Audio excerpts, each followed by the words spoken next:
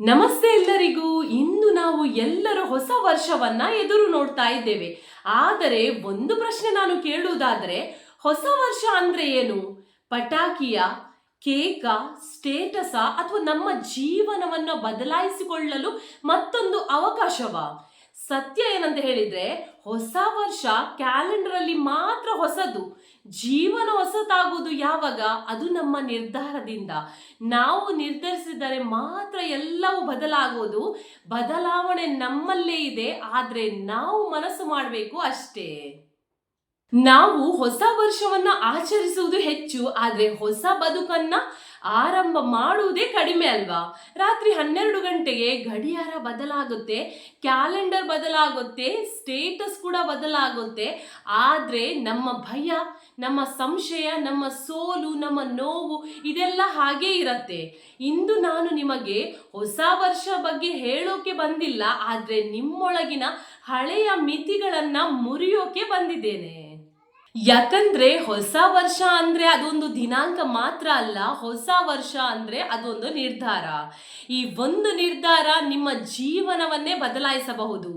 ನೀವು ಸಿದ್ಧರಾಗಿ ಇದ್ದೀರಾ ನಿಮ್ಮ ಜೀವನದ ಹೊಸ ಅಧ್ಯಾಯವನ್ನ ಬರೆಯಲು? ಬದಲಾವಣೆ ಆಗಬೇಕು. ಆ ಬದಲಾವಣೆ ಯಾವ ರೀತಿ ಇರ್ಬೇಕಂತ ಹೇಳಿದ್ರೆ, ನಮ್ಮ ಚಿಂತನೆಯಲ್ಲಿ ಬದಲಾವಣೆ ಆಗಬೇಕು, ದೃಢ ನಿಶ್ಚಯದಲ್ಲಿ, ಮತ್ತು ಬದುಕಿನ ದಿಕ್ಕು ಬದಲಾಯಿಸುವ ಒಂದು ಅವಕಾಶ ನಿಮಗೆ ಇನ್ನೊಂದು ಸಿಕ್ಕಿದೆ. ಹಿಂದಿನ ವರ್ಷದಲ್ಲಿ ಆದ ನೋವುಗಳು ನಿಮಗೆ ಪಾಠವಾಗಲಿ, ಸೋಲುಗಳು ನಿಮಗೆ ಅನುಭವವಾಗಲಿ, ನಿಮ್ಮ ಕಣ್ಣೀರು ನಿಮಗೆ ಶಕ್ತಿಯಾಗಲಿ. ಹಳೆಯದನ್ನು ಹೊತ್ತುಕೊಂಡು ಹೊಸದ ವರ್ಷಕ್ಕೆ ಕಾಲಿಡಬೇಡಿ. ಅದನ್ನು ಕ್ಷಮಿಸಿ ಬಿಡಿ, ಬಿಟ್ಟು ಬಿಡಿ, ಮುಂದೆ ನಡೆಯಿರಿ. ಈ ವರ್ಷ ನಿಮ್ಮ ಮೇಲೆ ನೀವೇ ನಂಬಿಕೆ ಇಡಿ. ನಿಮ್ಮ ಕನಸಿಗೆ ದಿನವೂ ಒಂದು ಹೆಜ್ಜೆ ಇಡಿ. ನಿಮ್ಮ ಸಂತೋಷಕ್ಕೆ ಪ್ರಾಮುಖ್ಯತೆ ಕೊಡಿ. ಇತರರ ಮಾತಿಗಿಂತ ನಿಮ್ಮ ಮನಸ್ಸಿನ ಮಾತು ಕೇಳಿ.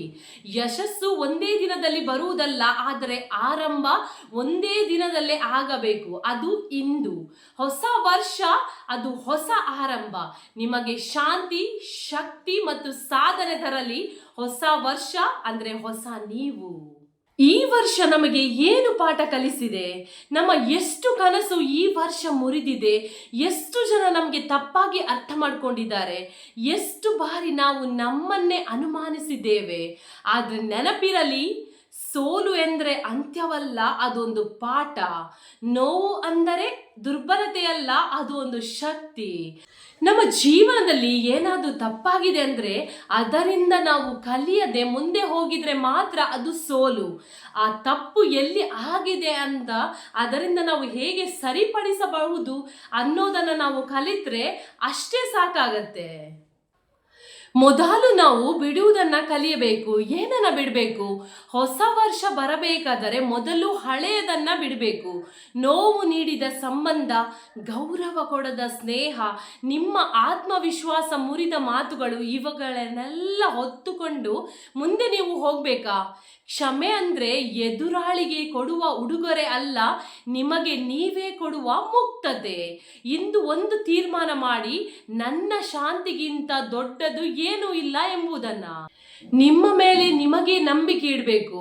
ಸ್ನೇಹಿತರೆ, ಈ ಜಗತ್ತಿನಲ್ಲಿ ನಿಮಗೆ ಹೆಚ್ಚು ಬೇಕಾಗಿರೋದು ಇತರರ ನಂಬಿಕೆ ಅಲ್ಲ, ನಿಮ್ಮದೇ ನಂಬಿಕೆ. ನೀವು ನಿಮ್ಮ ನಂಬಿಕೆಯನ್ನ ಗಳಿಸಿದ್ದೀರಾ, ಅದು ಅಷ್ಟೇ ಮುಖ್ಯ. ಯಾರೂ ನಿಮ್ಮ ಮೇಲೆ ನಂಬಿಕೆ ಇಟ್ರೆ ಅದು ಏನು ಬದಲಾಗುವುದಿಲ್ಲ, ಆದ್ರೆ ನಿಮ್ಮ ಮೇಲೆ ನಿಮ್ಗೆ ನಂಬಿಕೆ ಇಡಬೇಕು. ನೆನಪಿಡಿ, ನೀವು ಸೋತಿದ್ದೀರಿ ಅಂತ ಹೇಳಿದ್ರೆ ನೀವು ಇನ್ನೂ ಗೆದ್ದಿಲ್ಲ ಅಂತ.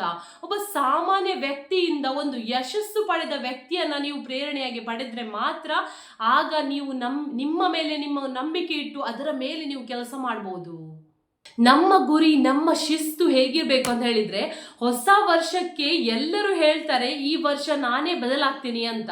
ಆದ್ರೆ ಪ್ರಶ್ನೆ ಏನು ಅಂತ ಹೇಳಿದ್ರೆ, ಹೇಗೆ ಬದಲಾಗುವುದು, ಯಾವಾಗ ಬದಲಾಗುವುದು, ಎಷ್ಟು ಸಮಯ ಬದಲಾಗುವುದು? ಕನಸು ಸಾಕಾಗಲ್ಲ ಸ್ನೇಹಿತರೆ, ಶಿಸ್ತು ಬೇಕು. ದಿನಾಲು ಒಂದು ಸಣ್ಣ ಹೆಜ್ಜೆ, ದಿನಾಲು ಸ್ವಲ್ಪ ಶ್ರಮ, ದಿನಾವು ಒಂದು ಗುರಿ ನಮಗೆ ಅದು ಬೇಕೇ ಬೇಕು. ಆಗ ಮಾತ್ರ ಒಂದು ದಿನಾಲು ತಗೊಳ್ಳುವ ಒಂದು ಬದಲಾವಣೆ ಒಂದು ದಿನದಲ್ಲಿ ಆಗಲ್ಲ, ಆದ್ರೆ ಆರಂಭ ಒಂದು ದಿನದಲ್ಲಿ ಆಗತ್ತೆ. ಇತರರ ಮಾತು ಹೇಗೆ ಇರಲಿ, ಆದರೆ ನಮ್ಮ ಮನಸ್ಸು ಹೇಗಿರ್ಬೇಕಂತ ಹೇಳಿದ್ರೆ, ನಾವು ಹೆಚ್ಚು ಸೋತಿರೋದು ಪರಿಸ್ಥಿತಿಯಿಂದ ಅಲ್ಲ, ಜನರ ಮಾತಿನಿಂದ. ನನ್ನಿಂದ ಆಗಲ್ಲ, ಇದು ನನಗೆ ಸೂಕ್ತ ಅಲ್ಲ, ನಾನು ಬದಲಾಗಲ್ಲ, ಇವುಗಳನ್ನೆಲ್ಲ ಕೇಳಿ ನಾವು ಕುತ್ಕೊಂಡಿದ್ರೆ ನಮ್ಮ ಜೀವನದಲ್ಲಿ ಏನೂ ಆಗುದಿಲ್ಲ. ನಾವು ಇತರರ ಕೈಗೆ ನಮ್ಮ ಜೀವನ ಕೊಟ್ಟ ಹಾಗೆ.